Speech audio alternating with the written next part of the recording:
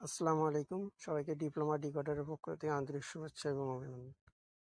আমরা আজকে নিয়ে এসেছি সিভিল ডিপার্টমেন্টের থার্ড সেমিস্টারের সার্ভিং ওয়ানের সুপার সাজেশন।